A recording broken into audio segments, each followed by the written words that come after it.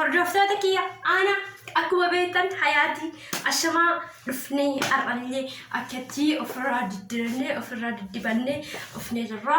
Barri kun bara 2013 ta'u eenyummaa nu hin beeka. Bara 2012 keessa kan dabarsine gaddaa fi wantoota adda addaati. Barri haaroonni kun immoo kan wanta hunda nuuf jijjiiruu nuuf haa taasisu jenneeti rabbuma harka jala qabannaa. Bara kana keessa bara dhibeen koronaa fi koronaa jaankun isaa kan badu abdii guddaa qabna. Bara haarawaa kana akka ijoolleen mana barumsaa dhaabdii abboleeyyan keenya mana jiranii akka mana barumsaa banamuufis abdii guddaa qabna. Ajjecha fi tumaan isaa kan irraa dhaabatu abdii guddaa qabna. Bara haarawaa kana keessa wanti hundi jijjiirama agarsiisuu qaban jedha ani garuu akka gootiitti barri kun bara wanti hundi Oromoon itti ija banattu rabbiin nuuf haa taasisu.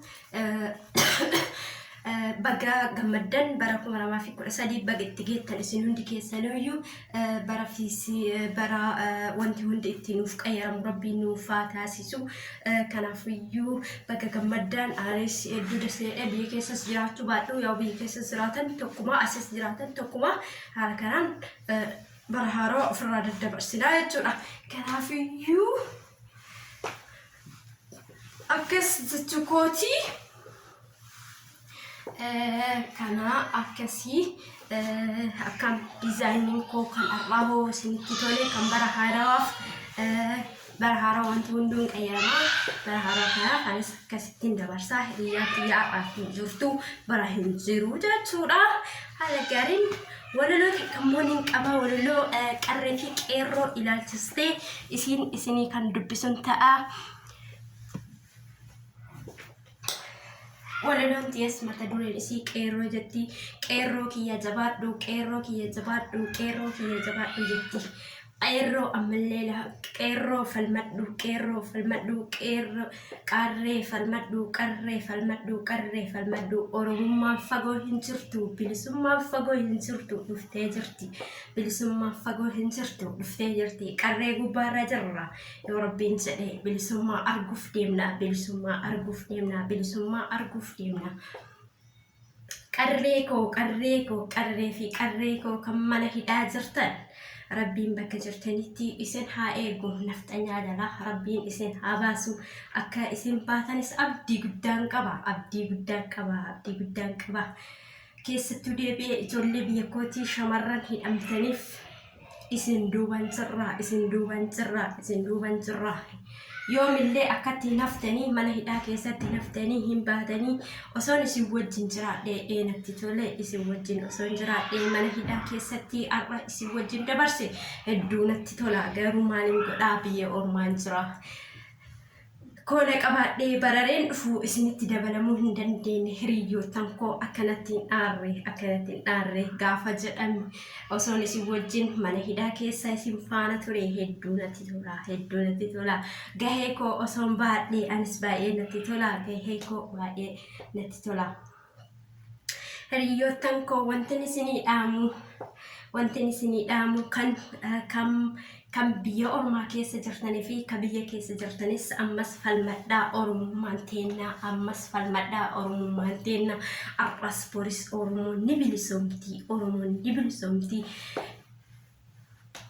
Bilisummaa arguuf deemnaa, ija banachuuf deemnaa. Bara haarawaa kana keessa bilisummaa teennaa qaamaan isaanitti argisiisnaa, qaamaan isaanitti argisiisnaa. Yoo rabbiin jedhee dachiif isaanirra deemuuf jirra, dachiif isaanirra deemuu jirra. Barri hin darbaa. Abiyyi Ahmed ati aangorraa ni kufta. Abiyyi Ahmed ati aangorraa ni kufta. Dogongoreen Abiyyi Ahmed jedhee kaasawuni maqaan isaa ni dogongore, baay'een dogongore. Oromoo koona hofolchaa, Oromoo koona hofolchaa. Kaasawun barri ni darbaa. Barri ni darba. Silaalaka Tigreenis qobaatti baate Oromoo dhumas bulchuuf deema Abiyyi Ahmed. Kaasawin jechuu kootiin nin dagadhaa maqaan isaa.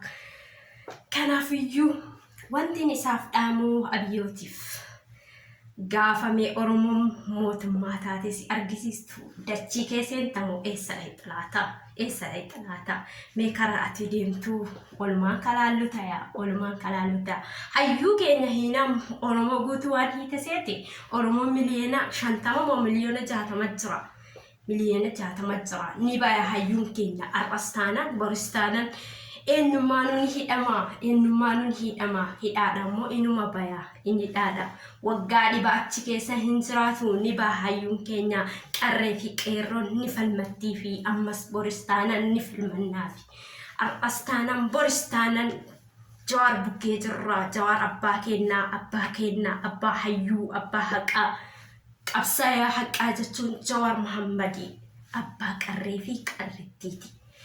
Kanaafuu na dhaggeeffachuu keessaniif hedduun isin galateeffadha. Like, share, comment, subscribe naaf gochuun dagatinaa yoo isinitti tole baacuu adda addaatii fi diraamaa adda addaa kan isinii hojjetu hayaati jechuudha. Maqaan koo kanaafuu waddanyootati yommuu kan na jajjabeessitaniif hedduu galatoomaan isiniin jedha.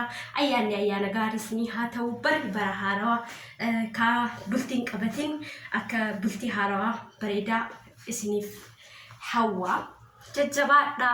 Haala kanaan yeroo erftii keessanii ofirraa bittin ofirraa jedhaatii dabarsaan isiniin jedha isiniin jaaladhaa isiniin kabajaa horaa bulaa bilisummaa ka waliin arginu tayaa abdiin kutatiin Oromoo qarree fi qeerrittiin abdiin kutatiin ka hidhaa jirtus arqastaanaan boristaanaan ni baana gaafa baan immoo irra deemuuf jirra har'a nurra deeman malee bornumatu Oromoo isaa bulchuuf deemna niti Oromoon saba guddoodha saba amantiin gargar hin baane saba wal jaalatu saba amantiidhaan waliin filleedha kanaafuu isiniin galateeffadha naaf jiraadha like share comment subscribe yoo isinitti tole comment jalatti naaf barreessaa isiniin jedha hedduun isiniin galateeffadha bye video biraatiin haga walitti deebinutti nagaan naa tura.